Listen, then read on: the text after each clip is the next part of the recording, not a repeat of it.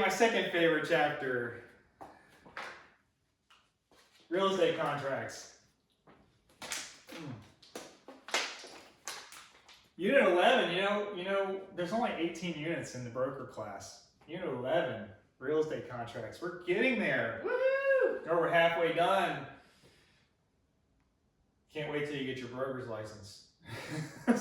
Don't worry about all this anymore. Unit 11 is real estate contracts. We're just going to talk about the basics of real estate contracts, what is involved in each type of contract, whether it's an employment agreement, listing contract, or a purchase agreement. There's other types of contracts as well, as like options, etc. We're going to talk about different types of listing agreements. We're going to talk about when to terminate an agreement, how the flow process is, and everything else. So this is what contracts is all about in the real estate business. Heavily tested section, right? As a broker, we're going to be reviewing contracts constantly from our agents, from ourselves, for other people in education, possibly even if you decide to join the board, the FRAC, you know, you'll be reviewing complex situations, escrow disbursement orders, et cetera, et cetera, et cetera, right? So these are the things that we really need to understand along with the agency, the previous chapter. So second favorite chapter because it is important to have great technical knowledge in the business so that we protect the public, right? That's why I do it. So broker must have an employment contract written or oral to be compensated, right? We have to have some type of employment contract. Now I'm going to tell you that we can have an oral contract. Oral also is called a parole contract, P-A-R-O-L. If you notice, P-A-R-O-L has the word oral in it, right? You can have a written or oral contract. It's best to have it written because it's going to be hard to enforce an oral contract unless you can establish some type of pattern. And we'll talk about how we can establish a pattern in certain situations so that you make sure you get paid, right? Listing agreement is an employment contract. It's an employment contract of the broker, right? Under Florida law, a written listing agreement must have the following three items. It must have a definite expiration date. It may not have an automatic renewal. And a copy has to be provided to the seller within 24 hours of execution.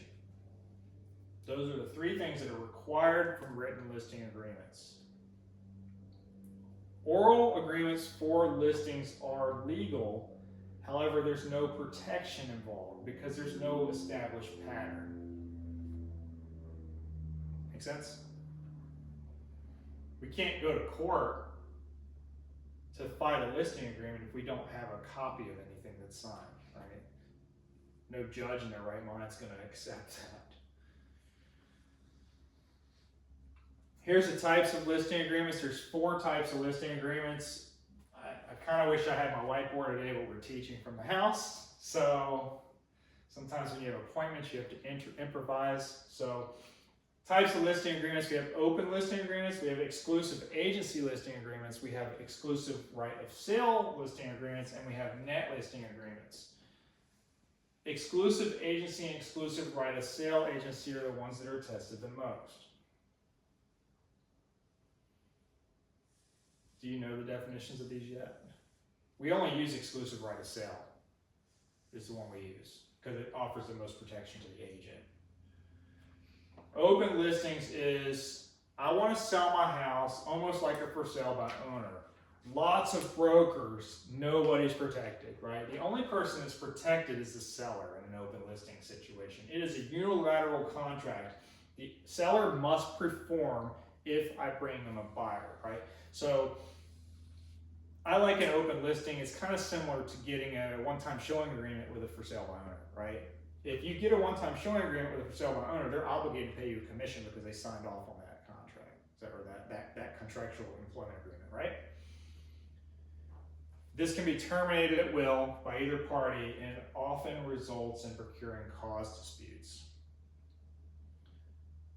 So this actually happened to me. I sold a for sale by owner back in 2005, and we did an oral open listing, and I brought the buyer, brought them the contract, and they stole the buyer from me, and lesson learned, don't give them a contract unless it's signed, right? They took it and they went to closing, and they never got paid, right? No protection here, no protection here. So we don't do this. One of the things that they're gonna ask question is, can we put an open listing in the MLS? The answer is no. The answer is no. Why? Because there's lots of brokers. You can't have duplicate listings, duplicate entries in the MLS because we don't have the right to that property. Make sense? Exclusive agency is almost the same as exclusive right of sale. The difference is here, if the seller sells the house themselves, there's no commission due. If the seller sells the house, there's no commission paid, but if the broker sells the house, the listing broker gets paid, right? Listing and the selling broker get paid. Other brokers have to work through the listing broker. A broker is paid only if the broker sells the property, right? And the type of listing results in a procuring cause dispute as well. We have to be careful because the seller has an option to say, well, this particular buyer, I showed the property before you listed the house. So then it creates this procuring cause dispute. Who showed the property? So a lot of times, if you're going to take an exclusive listing agreement, exclusive agency listing agreement, that's fine. The seller needs to define who they've showed it to previous to your listing, right? Sign off on it, make sure that it's signed off on, and then you don't have to worry about having a procuring cause dispute, right? Because now you can say, well, no, you stated these people, here's the evidence, right? This is the evidence saying that I've only shown it to these people, so these people are excluded from who you would get paid for, right? Exclusive agency offers some protection. It offers broker protection, right? Exclusive right of sale is the most protection for the broker. Broker is paid no matter who sells the property. If the owner sells the property, then they sell the house, right? Most widely used residential listing, right? It's a bilateral contract where both obligated to perform. Now, here's the thing. You're both obligated to perform under exclusive right of sale, but if you don't sell it, then there's nothing you can do, right? There's nothing, they don't have to pay you, you don't have to perform. But if you do perform, they do have to pay you. So that's why it's bilateral versus unilateral. We didn't go over unilateral versus bilateral. Unilateral means one person has to, right? The other person doesn't. Then we have this net listing agreement. So what if a FSBO, I like to use FSBOs because the only time I've ever done a net listing was during a FSBO, right? What if the FSBO comes up to you and says, hey, I got an offer from my house for $81,000. But I know my house is worth more than that. I approach them and say, hey, your house is worth $115,000, for example. So there's $35,000 on the table there, $34,000 minus closing costs. And the seller says, okay, if I list it with you, I want to make at least $90,000. How do we do this? We list the house for $115,000. We get an offer for $98,000, just for example. And now we make the difference between $90,000 and $98,000. We make that $8,000 difference because the seller only wants their $90,000. So now instead of making 5 or 6% on the deal, I'm making 8.5% on the deal because I was able to get more money for them. And they're happy because they made $9,000 more than they would have gotten anyway. And now I'm making $8,000 more on a less than $100,000 deal. So that's a great deal, right? Very uncommon. Okay, I did it one time in my career, and I ended up making like 4.5% on a deal, which was okay because all I did was prepare paperwork and make 4.5% on a deal, right? So can't complain if you're just doing an hour's worth of work and making 4.5%.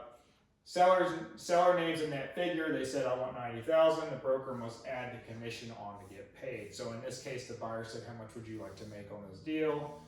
Add it to the deal. If it works, right? Broker may not be unjustly enriched at the seller's expense, so we can't receive more than a customary commission. Now, that means I'm not going to be able to make $20,000 on this deal, but 8% is still within an average range, right? Some people make 10% on deals. So if you're making something average. If you're making more than that, they could probably sue you, right? In my case, everybody says, well, there's a standard commission of 6%, which we all know is not true, but I made like 4.5, which is still a fair commission, right? Net listings can create a lot of problems because what happens if you think customary commission is 12%, the seller thinks it's 4%. We're now have a discrepancy and we're going to get sued. Net listing calculation, here we go. Seller wants a broker to add his commission to the seller requirement of $150,000 net. The broker wants a 7% commission. What will satisfy both? Divide the net amount by 100% minus commission, and that's how you get the number, right? So you take 100% minus commission percent, and you get a decimal, and you divide that by the number. So in this case, 150 divided by 93% is 161,290. Makes sense? Yeah, it makes sense. It's just, yeah. It's convoluted math. Right, just because they want 150, but then you have to explain to them, well, actually 150 minus this, minus that, minus this, so it's not really 161. We have to sell it for Right. 170 So what because I would we have do- closing costs. What I would do is this right here.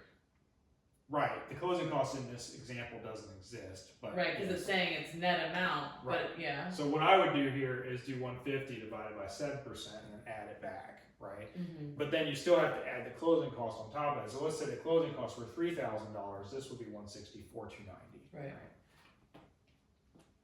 I'll drop the 32 cents. Okay, 32 cents, right. The broker is paid either to find a purchaser ready, willing, and able buyer, or effect the sale. No closing, no commission, right? The term effecting the sale means if you don't close, you don't get a commission. Had a deal a couple years ago that the buyer's agent brought a ready, willing, and able buyer because we had clear to close, and the seller decided not to close. Yes, you can sue for specific performance, but it didn't close, there's no commission due, right? Even though they brought a ready, willing, and able buyer. Can the broker sue for the commission? Absolutely, they can try. But remember, the employment agreements between the broker and the customer, not broker B and the customer. So in this case, the only way that the buyer would, or the buyer's agent would have been protected is to have a buyer-broker agreement, and then they would have to sue the buyer for that money, right? Not the seller, which they're not going to do because then they're going to lose the buyer. So then we talk about referral fees, right? Referral fees. Real estate broker may not share a commission or pay a referral fee to a person who is not a licensed broker.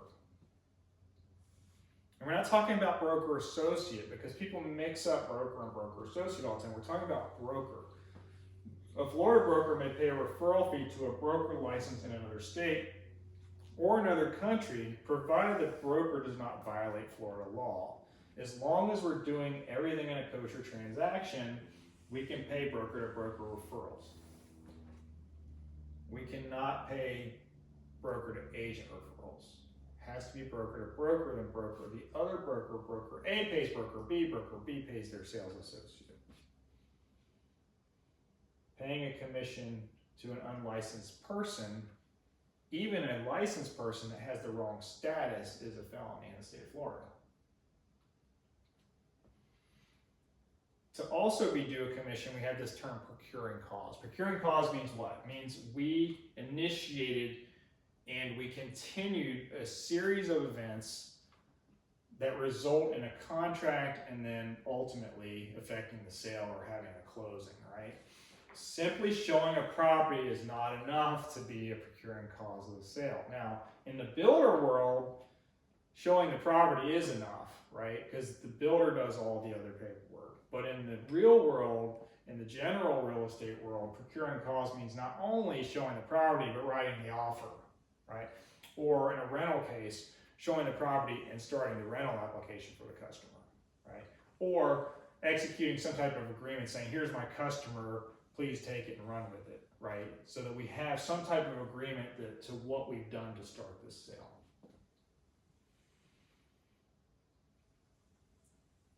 We talk a little bit about commercial here because as a broker, you're probably going to get involved with a few commercial transactions.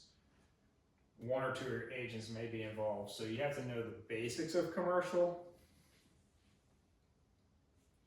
So there's this thing called the Commercial Real Estate Sales Commission Lien Act. So we have 4 parts to Chapter 475, right? Part 3 and 4 have to do with commercial real estate, right? So this applies only to commercial property. Obviously, the name in the title is commercial, so it only applies to commercial. You can lien against the seller proceeds of the sale. We're not leaning against the property. We can't encumber real estate for a real estate commission, residential or commercial. We can lien against the owner's equity or the seller's proceeds. Broker has to disclose the lien rights at the time of listing. If you don't pay me, I'm going to lien against your equity. That makes sense? In the case of dispute, the broker has to sign a commission notice and it has to be notarized. The broker has to deliver this notice to the closing agent to make sure that they get paid. This is why, as a residential agent, you might want to involve a specialized commercial agent to deal with your commercial transactions. Me, as a broker, I'm a real estate. I can handle commercial deals, but I refer all my commercial deals out because I want to make sure that it's with somebody that knows the process better than me. Right? So then we have a Leasing Lien Act as well. Commercial Real Estate Leasing Commission Lien Act. Applies to commercial property. Again, it's commercial in the title, it's commercial real estate. It applies to commercial property. A lien attaches to the owner's interest in the property if the owner owns money. It attaches to the tenant's leasehold if the tenant owns the money, right? Because there's 2 different situations where either party could own it. The broker has to disclose, again, the rights to the owner at the time of the management agreement. And the broker has to sign a lien notice within 90 days after the tenant takes possession. You're not going to see a lot on this. Just understand that part 3 was the previous slide. Part 4 is this slide of the real estate commission rules. So part 3 is commercial and part 4 is the commercial leasing. lease. Correct. Okay. Right. But we're not leaning against the property. We're leaning against the interest. We're leaning against the net proceeds. Right. The first part 3 is Commercial Sales Act. Part 4 is a Commercial Leasing Act. Right? You're not going to need to know anything more than that. But you do need to know that we're owner interest or tenant interest is where we're leaning, not the property itself. We talked about this a few times. We talked about FFF, right? Third degree felony, unlicensed practice of law is a third party or third degree felony, punishable by 5 years, $5,000, right? Brokers may prepare listing agreements, sales contracts, option contracts, and leases. But remember, the leases that can be prepared have to be on some type of Supreme Court or attorney-created form, right? Or the National Association form, whatever the form has been created for us, we can fill in the blanks. We cannot draw a new lease up as a broker. Now, the owner can prepare their own lease. We can put the house on the market, but we cannot prepare leases as a third party. That's an unlicensed practice of law. So if they have an attorney that filled it out for them 3 years ago, and they've listed it with us consistently every year, and we're just filling in the blanks, that's technically not allowed because that's correct. We're not allowed to do that because we're preparing a lease. Right. So the attorney needs to do that. So what I would say, if in doubt, involve an attorney. That's just my law, right? Always involve an attorney when it comes to leases. They're going to charge you a $100 prep fee, something like that. It's better to do that than to worry about dealing with a $5,000 fine and possible prison time if you don't do the right thing, right? Brokers may not prepare the following: deeds, mortgages, and notes. Now, you can prepare a note for yourself. Remember, anytime there's an owner exception, you can do whatever you want, right? Owners can do whatever they want for themselves because they're not going to harm anybody but themselves if they do it wrong, right? Statute of frauds, contract must be written and enforceable if it's for the sale of real estate or it won't be performed in 1 year.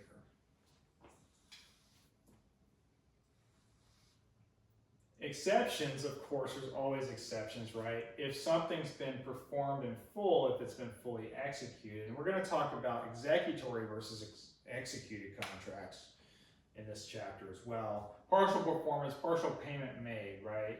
Buyer's taking physical possession or buyer has made improvements. We have to make sure that we understand that, right? The buyer's already made an improvement, they've already paid for it. We don't have to have a written contract because it's already handled. Does that make sense? It's already been paid for, it's already done, right? Now, where you're gonna get in a situation, you don't want to let a buyer improve somebody's property. Yeah, that's the part Because then, if they don't close, then that's a civil matter they're gonna take up with somebody else, right? As far as we're concerned, we're not gonna get in trouble if that happens, as long as it's done right. And I would do it in writing, I don't trust it. Even though it doesn't have to be in writing, it doesn't mean we shouldn't do it in writing. people forget things. Conveniently. Yeah.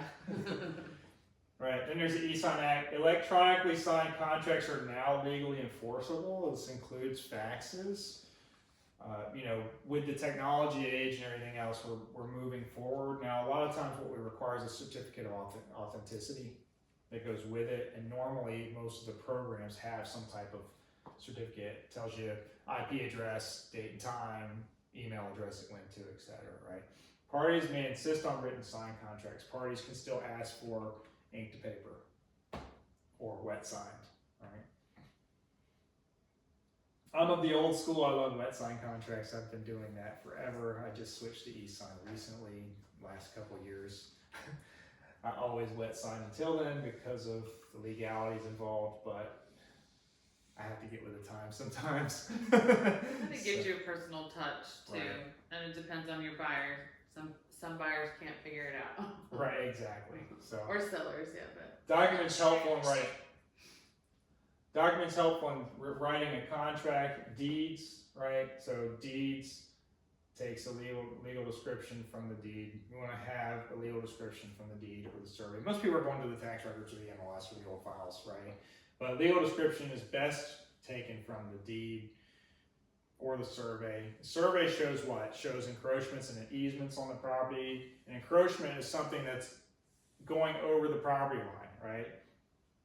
An easement is something that we're using as public space. So if we need an easement to get to your lake so that we can maintain the shoreline.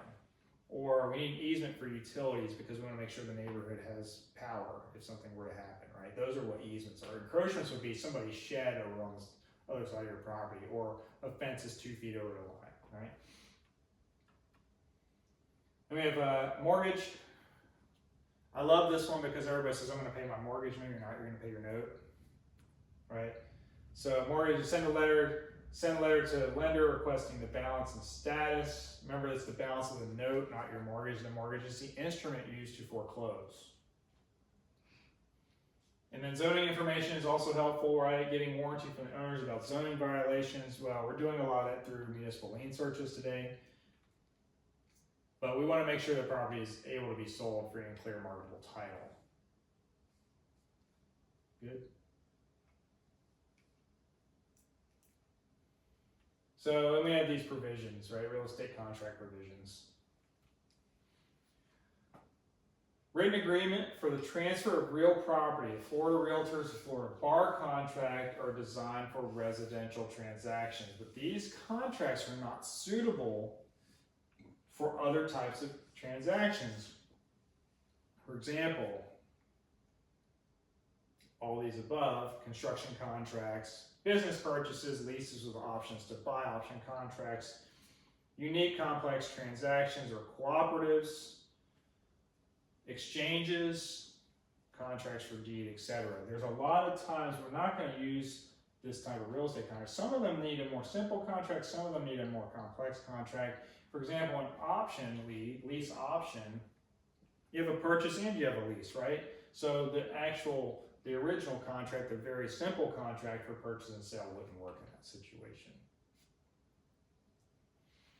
So once you figure out what form you should use, then you have this thing that you have to date it, right? You have to have a date on your contract. This is the big thing in real estate. Time is of the essence. You're going to hear that over and over. And as a broker, you're going to hear it probably more than as a sales licensee. Time is of the essence. All dates must be met on time or we are in default, right? So if your verification of binder is not done, we're in default. Anything that you can control would make you in default. Getting your mortgage on time would not necessarily be default, right? If you're wrong in extending the contract, or somebody else made the problem, would be a non-default situation when there was something you couldn't control. However, not telling them that your mortgage contingency's up and providing them a bright letter would be a situation where you could have controlled that and you would be in default. So just depends, right? Use realistic dates. If somebody says, we'll take your offer, but we want to close in 2 weeks, and you know it's going to take 4 weeks, say we can't do that. Like, that's not going to work, right? Use realistic dates. Use consistent dates in different clauses. A lot of times when you do amendments, it asks you for the original contract date, and I think it's very important that we do that, right?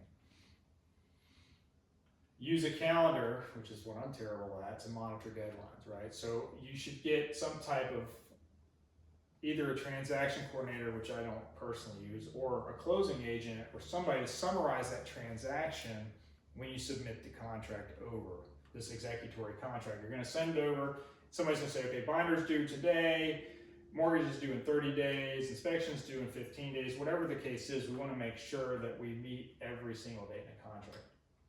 The effective date of the contract is the last signature. So if one person signs today and one person signs tomorrow, then the contract is dated tomorrow. That would be your day 0, day 1, depending on what time and what you agree upon. Right? A lot of times people will sign a contract and say, okay, tomorrow is day 1, because they signed at 9 p.m., for example, right?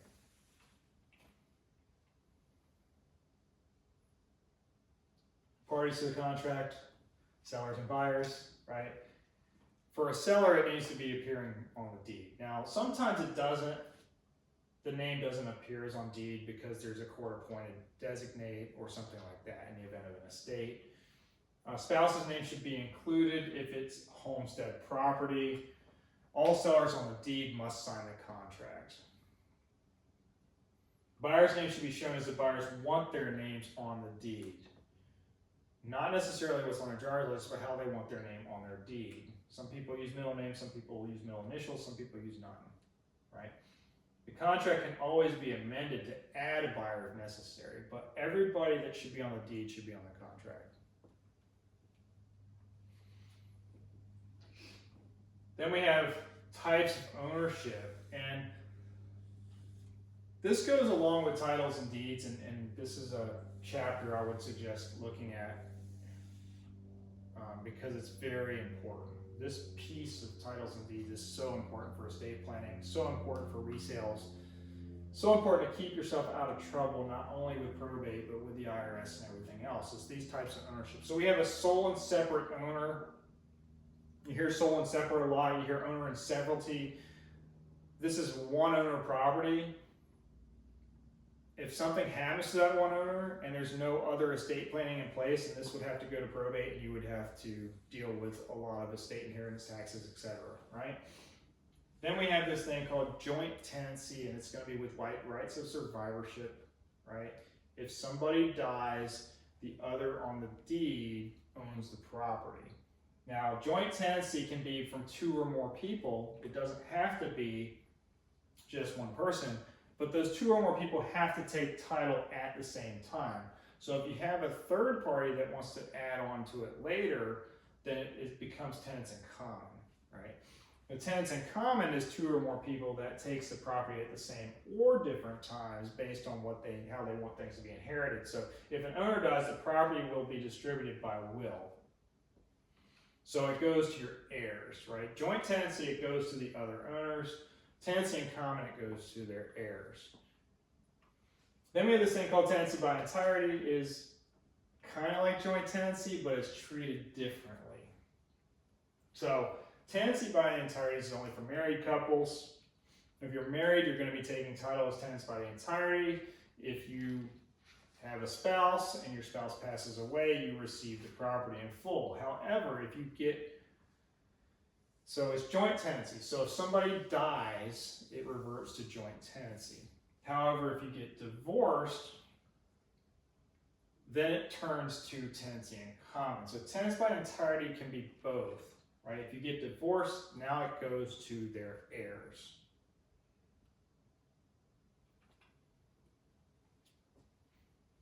Earnest money deposit. What is earnest money deposit? We call them binder checks, right? We call them EMDs. We call them good faith deposits. There's all these different terms for earnest money deposits, right? We call it escrow funds, whatever you want to call it, right? I would stick to binder or earnest money deposit. Most people use those terms interchangeably in this business. Enter the name of the party who will hold the deposit. So on the contract, we want to put who's holding the binder. Is the broker holding the binder? Or is the closing agent holding the binder? Or is a third-party attorney holding the binder? They're all acceptable as long as it's in some type of escrow account we talked about back in chapter 1 or 2. What form of funds are they? Was it a check, money order, cash, whatever? We don't usually take cash. We want some type of verified funds. Cash isn't really traceable, so we try to avoid that. Third-party checks, subsequent earnest money. So are we getting a second check, right? Are we transferring earnest money from one contract to a new contract, right? What about when the licensee is a buyer? Are they holding that in their own brokerage, or do we want to put that with a third party just to protect the other party? I mean, there's all these different things that can happen with earnest money deposits, right? So that's pretty much it. Like, it's pretty straightforward with earnest money. Not a lot of question there. We talked about timing and the definition of immediate when it comes to timing, right? Sales associate has a binder check they have to give to their broker next business day, right? Broker has 3 business days all inclusive to turn it into their escrow account. Legal description. This is an essential element of the contract. Must be complete enough for a surveyor to locate the boundaries, right? So there's 3 things that involve a legal description, and one of the 3 is acceptable on your sales contract. One of them is parcel number, one of them is full legal description, and the other is the property address. We need to have enough information for the surveyor to go out there and put their flags, right? Locate the steel rods and move on. Platted subdivision should have a county name, a subdivision name, a lot and a block description, and a plat book page number in their legal descriptions. There's 4 things there. It's very likely to see a question, right?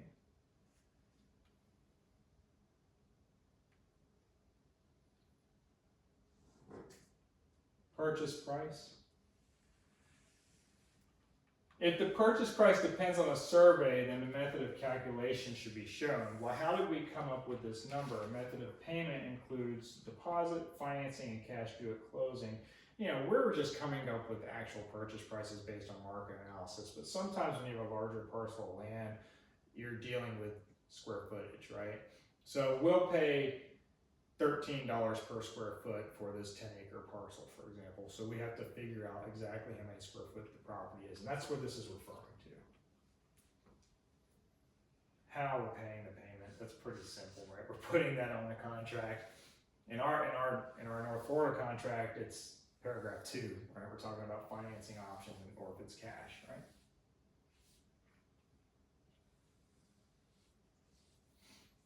Here's your financing terms, time limit on the loan application. So we have some type of mortgage contingency. If it's blank, 30 days. That's what it says on our offer document. Licensee should use realistic time periods. Don't think you're going to get that bond loan done in 10 days. It's not going to happen, right? Owner occupant occupants or principal residents, we need this language. Why? Because sometimes loans are greater than 80% loan to value. If it's an investment property, a lot of times they're going to ask for 20 or 30% down depending on the type of loan program. So we need to make sure we understand that. Conditional contract buyer is also conditioned on the buyer obtaining a loan, right? The buyer can't take action. They would be in default if they were to not get a loan approval because they didn't provide pay stubs, for example, right? So buyer can't take action, some type of action that would prevent them from getting a loan approval. They have to try to move forward if they're under contract. If they get cold feet, then they're going to lose out on their earnest money. Types of financing, right? We have cash. Cash is king. Seller financing, right? The problem is here we have to make sure we're complying with all the federal regulations like Dodd-Frank. Right? Are we getting a new mortgage, conventional, FHA, or VA? What type of interest rate we're going to have? This should be indented. What are the allowable seller's concessions? Is it 3%, 6%, 9%, depending on loan type, loan to value, etc., right? Is there an assumable loan, right? Assumable loans are going to become more common as interest rates go up. People are going to want to be able to assume loans, like FHA, a lot of them are assumable, right? But the problem is like if you do a VA assumption, sometimes the people don't get released from their liability, right? So then we have issues there. So a lot of people want you to assume their loan. Oh, like you mean their buying power for their FHA or for their VA loan? Okay. Now, a lot of times you can get it restored, but again, it depends on the lender, it depends on the program, right? We have this thing called chattel. You know what chattel is? Chattel runs with cattle. I always say that cattle are personal property, your pets, right? Fixture and inclusions, right? Fixture inclusions. So if you want to include chattel with your property or fixtures, prepare and attach an amendment, detailed inventory of all the personal property that's included in the sale. The catch here is if you do that on a contract, the lender is going to ask you if it has value, right? If it has value, they're going to back it out from the appraised value because we're not financing personal property. So what most people do is they put in the contract, living room furniture to stay deemed as having no value, right? It especially happens a lot in buying investment property or Airbnbs, etc., because people want the furniture to stay with the house. Right? And the seller doesn't want to move it again anyway. So it kind of works out for both parties to just give it away with the purchase. Individual items are listed with a value if they do have a value. This can also result in sales tax liabilities. Another reason we don't want to have any value attached. Right? So is it an amendment or an addendum? Because an amendment a lender has to see, an amendment. I would say it's an addenda. So if I want something like the furniture on the backyard, you would put it on an addenda? Yeah. Because an amendment they have to see. I'm actually They're just supposed to see, yes. the They're lender. supposed to see an amendment because the amendment's changing the contract. So then I would do an amendment for the $5,000 Concessions. but an addenda for the the stuff in the backyard. correct. Okay. Correct. Sorry, thanks for clarification. Date and place of closing, right? That's going to be under contract. It's not a legal requirement, but court can set a reasonable time if parties don't agree, and time is of the essence. I can tell you, I worked on a deal a year and a half ago where I wasn't a party to the transaction other than preparing legal paperwork, and this thing drug out. I mean, over and over and over. It was over a year. It dragged out over a year, and I was like, you know what? I'm not going to do any more amendments. Let me know when you can close the deal, because all we're doing is spinning our wheels when you can't qualify for it anyway, right? So, and it was a family non-arm's length transaction, so it was something that I was like, I'm just going to wait, and we can prepare a new contract if we need to close. So we need to provide this information if possible. Evidence of title, same thing. We have a time period to examine title, right? It's on the contract. contract says, okay, must have a clear title, clear marketable title 10 days prior to closing or 5 days prior to closing, depending on what you put in there, right? Seller can convey marketing title and must convey marketable title subject to liens and encumbrances. We have to get title insurance if we're financing property, right? The lender's going to require it. We want to make sure that all the liens are satisfied, all these encumbrances are satisfied, any encroachments. The more exceptions you have on title, the less marketable that title is. So we want to make sure that we're not running into this situation. So clear marketable title is the best way to be. Proration expenses, right? We're going to prorate these expenses and income, right? If it's rent, we're going to prorate it. The day of the buyer is usually closing, or day of closing is usually to the buyer, but you can specify who owns the day of closing if you want the prorations to go one way or the other, right?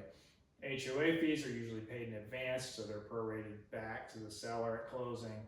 We have taxes, which are paid in arrears, so depending on when you close, it may be a credit or a debit to the seller. And we have interest on mortgages that maybe it's a prepaid, so it could be one way or the other paid, right? You can actually get a prepaid interest credit depending on when you're closing during the month. All this is important because when we get to the math section, you're going to be creating a closing statement. So we need to understand which way expenses go. We'll work these problems on the board when we get back in the classroom, right? So, possession of property. Is the seller retaining possession after closing, right? We're doing a lot of these deals where, especially in the market that we've had 6 months ago, where the seller didn't have time to find another property, so they're allowing for possession after closing. If they do that, you need to prepare a lease agreement, not you personally, but we need to have one prepared for the buyer and the seller to sign so that there's no question of when occupancy takes place. Buyer occupying before closing, which is a huge, huge red flag. Don't do this. But you could. Buyer should take property as is after the inspection. And then we have a separate lease agreement. I would tell you, if you move a buyer in prior to closing, be prepared for their loan to fall through and be prepared to be a long-term landlord. If you're okay with that, this might be an option for you, but me personally, I would make the person wait till closing before they occupy. Occupying means moving anything in the property. It doesn't matter. It could be a dresser in the garage. Just make sure that you understand if the buyer is moving in, there's some type of agreement that takes place. Tenant occupied property, getting assigned a estoppel letter from the tenant, so the tenant's going to stop claim to the property as of a certain date, and insurance can also become an issue for delayed possession. Now, who's paying for the insurance? Who's responsible if something happens, right? So if a seller retains possession after closing, but the buyer has already closed and is paying homeowner's insurance, what happens if there's a slip and fall or if there's a claim? We need to address this in our agreement. Does the seller need to keep their insurance for the additional 60 days, for example? So you said that the day of closing is of the buyer, right? Typically. Right.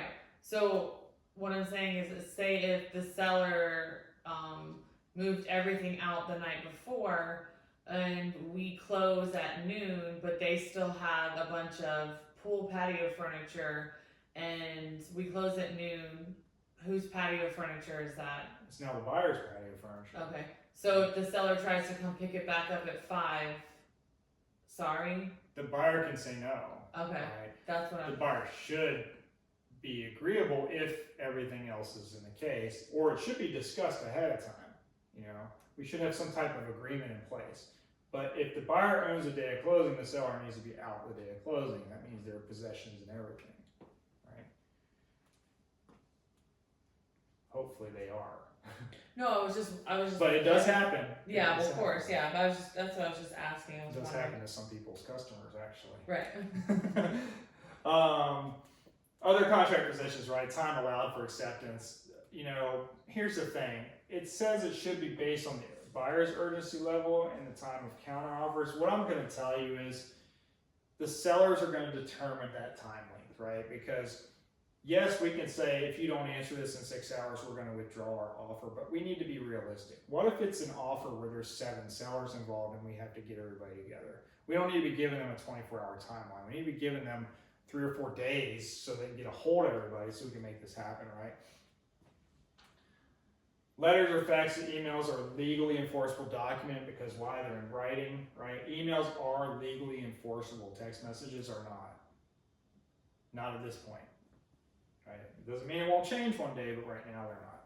If a deed is not specified, the seller must deliver it, or a warranty deed. There's a couple different types of deed, right? There's bargain and sales deeds, general warranty deed, special warranty deed, and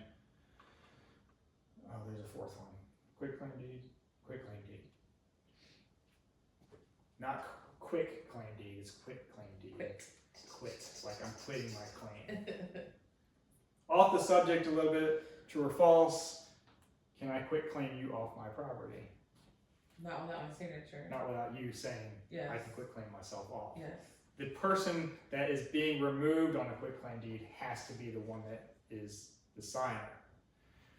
All right, default and dispute resolution. What happens when you're in default, a breach of contract? The injured party can request liquidated damages like the good faith deposit, or they can sue you, right? So these suits are pretty uncommon, but it could happen, right? If the seller defaults and the buyer cancels and gets their deposit returned, right? If the buyer defaults, then the buyer typically forfeits their deposit. Either party could sue for compensatory damages as well, compensation, right? Additional compensation. They can also sue for specific performance. They can sue you to try to force you to sell your house, right? If you're a day after contract. Most people don't want to get involved in that, but the suits for specific performance have increased tremendously in the last 2 years because of the nature of the market, right? I've seen attorneys say they hadn't seen the suit in 20 years, and then last year they saw 6. So you could see where in an aggressive market, people will try to do whatever they can to get a house because now they've sold their house and they're in a bad position and they don't know what to do, right? It's a domino effect. That's why nobody likes contingencies in a crazy market. Makes the other party perform. Suing for specific performance is basically forcing the other party to perform on what they said they would do. Do what you say you're going to do, you'll never have to worry about specific performance. Other contract positions, what are we doing with special assessments? Is the buyer paying the assessment after closing, or is the seller paying the assessment after closing? We'll do a special assessment calculation as well, because it's based on 2 sides of the street. It's based on what percentage is being paid by the city or county, and what position is paid by the buyer. And usually, or the buyer or the seller, it's usually done by linear feet of the property, front feet. Licensee is the buyer or seller, they have to disclose, right? We have to disclose that we're licensees. Why? Because we are an advantage over the general public. We know more, we're perceived to know more about the real estate business. Is this conditioned on the sale of your home? Is there a contingency involved, like a property inspection? Is this conditioned on the wife seeing the property?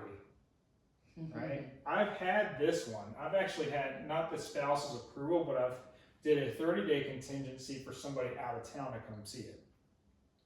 Right?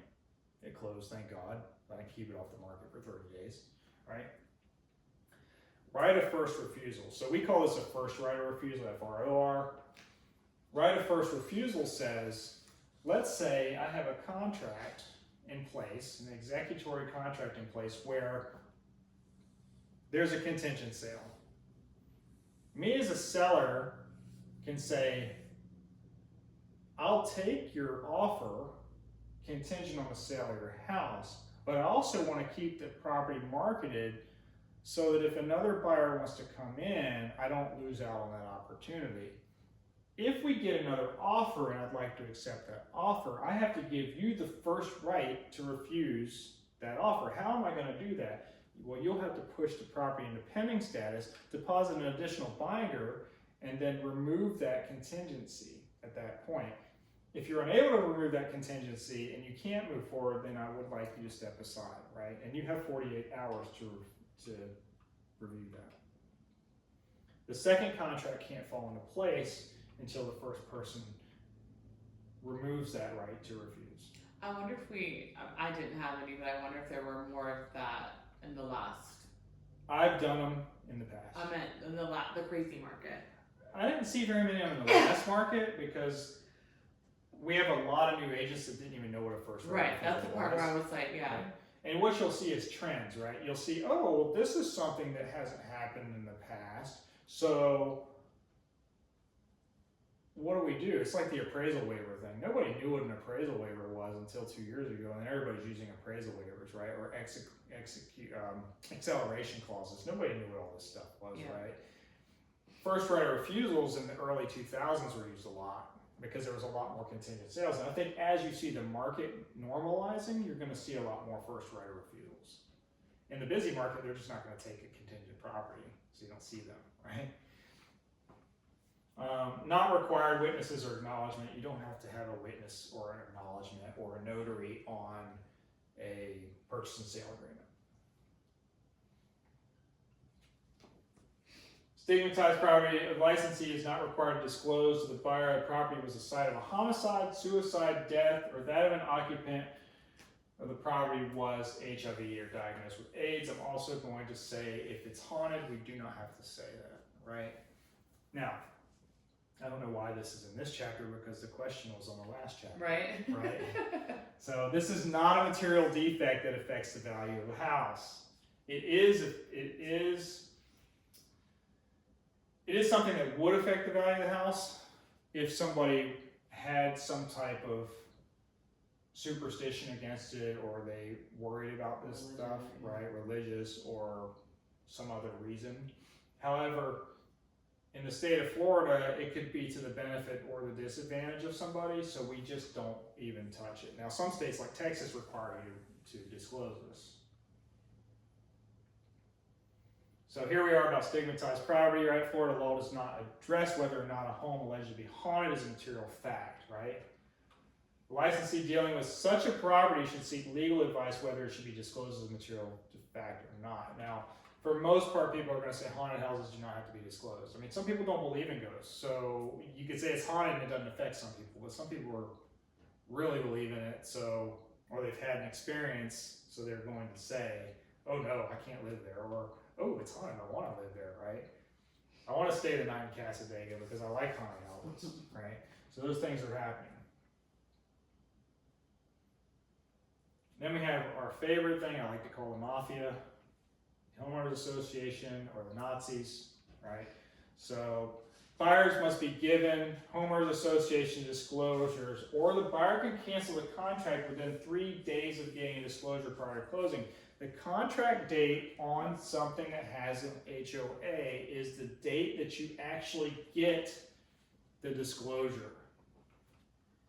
You can be 3 days prior to closing and just get the HOA disclosure and back out all the way up until signing. You have to be careful with that, especially with condos, because HOA documents not only include the budget and the articles and all that, it also includes the frequently asked questions sheet, which is 9 times out of 10 not given. So if you're going to protect your seller, you need to make sure you provide all documents according to the association, or pertaining to the association, right?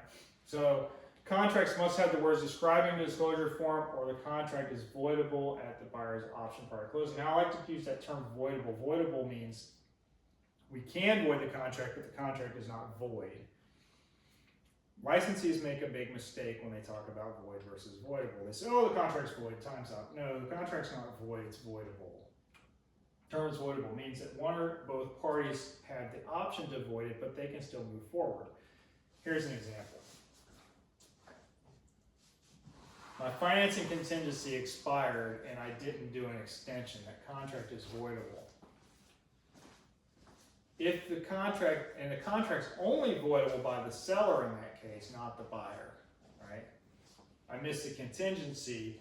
Sorry, you're gonna have to move forward. If you don't move forward, you lose your binder, right? For example. The seller can void that contract because the seller says, well, you didn't provide me the documentation, I'm not comfortable, we're not moving forward. However, if the seller and buyer agree to move forward and the contract closes, then we have a fully executed contract. So it's voidable, but it doesn't void the contract, you can still close. Does that make sense? Ad valorem tax disclosure, homestead property, reduce taxable value, save our homes, amendment, all this stuff. So what is Save Our Homes? Save Our Homes is a Homestead Property Act. Basically it says, if you're going to have a homestead property, we're going to protect you in loss of your home by limiting your taxes to increase of 3% or less per year, and it's based on the CPI, Consumer Price Index, right? Disclosure must be given to your buyers. I don't know why it says give to buyers, it should be given. It says change in ownership will trigger a reassessment of taxes that may be higher. Taxes are typically figured at 92% of sales price minus your homestead exemption times your millage rate. So we figure this out, and Save Our Homes is giving us not only the 3% cap on increases, but it's also giving us a up to $50,000 exception or exemption on your taxes. And in St. Johns County, that would equate to about $700 a year. So we want to make sure that we're doing our homestead exemption. Homestead versus homestead exemption are two different things. You can have a homestead and not be homestead exempt. You can be homestead exemption, and you should be homestead, but some people don't do it that way because they live out of state and they have one property here and one property there. So you could have a homestead somewhere else but have a homestead exemption here if you're here at least 6 months of that year. Right? Transaction fees. So transaction fees are something that I've always had a sticking problem with, but transaction fees are one of those like necessary evils. Are we using a third party for services? Are we actually doing something? We have to have services rendered. So in order to avoid violating that RESPA, the RESPA, Real Estate Settlement Procedures Act, then we have to have a few things regarding transaction fees. First of all, it can't be excessive, and it has to be in relation to the services that we provide. So are we charging a transaction fee for document storage or for somebody, a third party, helping coordinate the transaction, for example, right? They must be for actual services. We can't just have some arbitrary junk fee on there. Oh, I gotta make extra commission, so I'm just gonna charge you a transaction fee, which, believe it or not, a lot of agents do, and they shouldn't be. May not simply be an add-on fee. That's what I'm talking about, junk work for nothing done by the broker. And we have to fully disclose that transaction fee. Make sure it's written on the contract. Don't just slide it in on a settlement statement, because if it's not on a settlement statement, can't be charged. The other thing is if it's VA, you can't charge a transaction fee.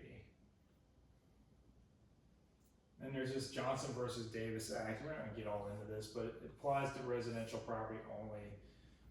We have to inform. The gist of the act has to do with property defects and value, right? We want to make sure that we're disclosing all known material facts that affect the value of the property.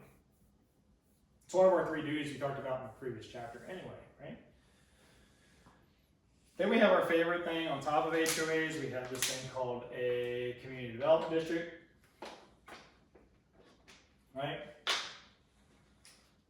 It's kind of like the impact fees, right? If your county doesn't have a CDD, sometimes it has some type of impact fees for infrastructure, right? Local private alternative for financing infrastructure. So what happens is a developer buys, let's say, 1,000-acre tract of land, and they develop it, and they do this privately for the financing of that infrastructure. What are we talking about infrastructure? We're talking about roads and sidewalks and amenity centers and lights and landscaping and signs and all the stuff that an HOA would maintain or a private district would maintain. Now, what happens is on a CDD and we're building a road, for example, we then dedicate or gift this land over to the county, and then the county ends up maintaining it down the road. So we're going to have 2 pieces of a CDD fee. We're going to have the operations and maintenance fee, and then we're going to have the bond portion. The bond portion goes away. The operations and maintenance doesn't. So the operations and maintenance you continue to pay over time. And guess what? That can increase. So make sure you understand the CDDs don't ever go away. The 30-year bond portion will. Sales contracts must include the disclosure that the CDD can impose taxes and assessments in addition to the regular county taxes.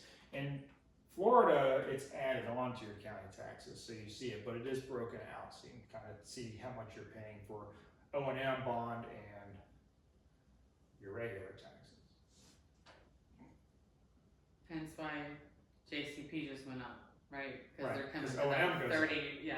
And they're coming up on their 30 years. The bonds is, yeah. So the bond's going away, so now I'm raising the operations and maintenance so that you still have to pay the fee, and we still have a budget, because we still have to keep our jobs, right? Basically the case. So that's why you have to be careful when it comes to that stuff, right? Building code violations, sellers have been cited, right? We have to state the existence of the nature of the issue, right?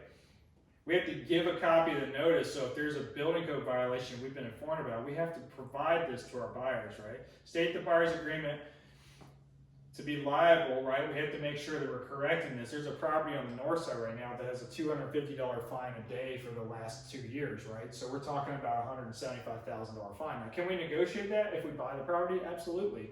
But is it worth it to go in there and fix the code violation and pay that extra $200,000? Probably not. So watch out for that stuff when you're buying houses, right? To give notice to code enforcement agency of a property transfer. So if the property is transferred, we have to give this notice. A lot of times that's when you go and negotiate, right? Negotiate the building code violation so you don't have to pay the whole fine. The city doesn't really want the property. The city wants it to be improved and fixed right. Name and address of the new buyer and copies of the disclosures given. So we need to make sure that when we transfer items, we're giving the right items to them, to the person, all parties involved.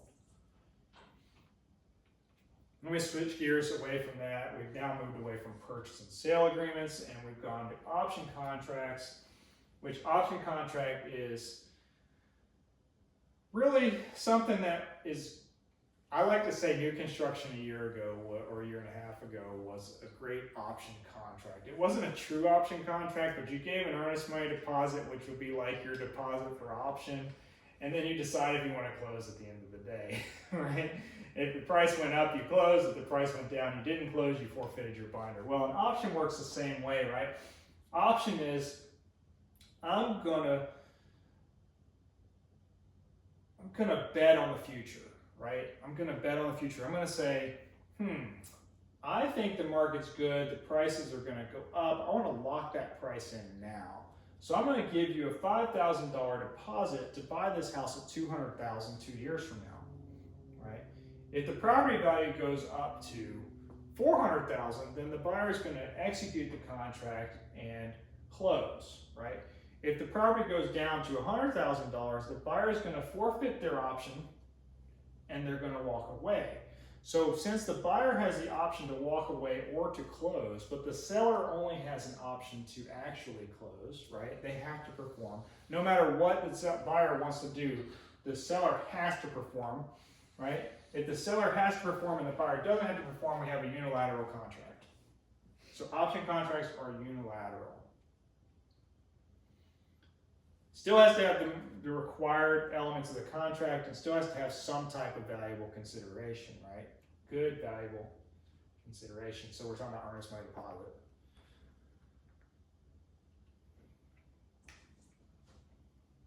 Agreement for deed. Guess who can't perform agreements for deed? Licensees, right? Licensees cannot perform agreements for deed. So contract for deed, contract for land, installment contracts. We're not providing any of this service. So if you see agreement for deed, we're not filling it out. And guess what? That's real estate contracts in a nutshell. Questions? Heavily tested, heavily